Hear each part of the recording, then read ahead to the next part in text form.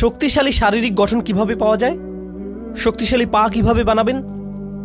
শক্তিশালী ব্রেন কিভাবে বানাবেন? শক্ত হাত কিভাবে তৈরি করবেন? আপনার স্ট্যামিনা কিভাবে বাড়াবেন? এই সব কিছু কিভাবে অর্জন করা যায়? আপনারাই বলুন। এক্সারসাইজ, সঠিক খাওয়া, অঙ্কে আরো ভালো কিভাবে করবেন? অনুশীলন, খেলাধুলায় আরো ভালো কিভাবে করতে পারবেন? আরো খেলতে হবে, আরো শিখতে হবে, অনুশীলন করতে হবে।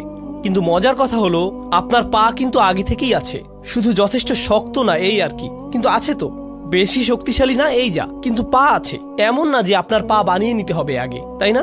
আপনাকে শুধু পায়ের ব্যবহার বাড়াতে হবে, দৌড়াতে হবে। যত দৌড়াবেন ততই শক্ত হবে, ততই স্ট্যামিনা বাড়বে। আপনার ফুসফুস তো আগে থেকেই আছে, কিন্তু ধারণ ক্ষমতা যথেষ্ট নেই। ট্রেডমিলে 3 মিনিট দৌড়ানোর পরেই, তাই না? এমন না যে ফুসফুস নেই, আপনার তো আছে, কিন্তু যথেষ্ট ব্যায়াম করেননি বলে কি হয়নি? শক্তিশালী হয়নি। তাহলে কোরআনের যুক্তিটা হবে আপনার মধ্যে ইতিমধ্যেই কিছু হিকমা আছে, কিন্তু সেটাকে কি করেননি? শক্তিশালী করেননি, সেটাকে সেভাবে ব্যবহার করেননি, অ্যাক্টিভেট করেননি, প্রয়োগ করেননি। আল্লাহ যা দেন সেটার যথাযথ ব্যবহার না করলে দুর্বল হয়ে যায়।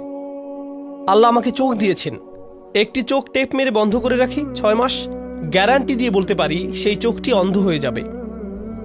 ব্যবহার না করলে হারাবেন।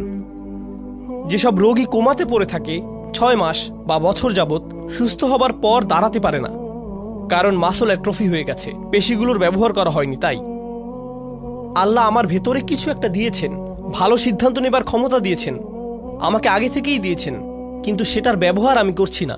আর যত কম ব্যবহার করব সেই ক্ষমতা ততই দুর্বল হতে থাকবে। এভাবে চললে একসময় নিজেকে বলে বসবো আমার তো সেই সক্ষমতাই নেই, আমি তো এটা করতেই পারি না।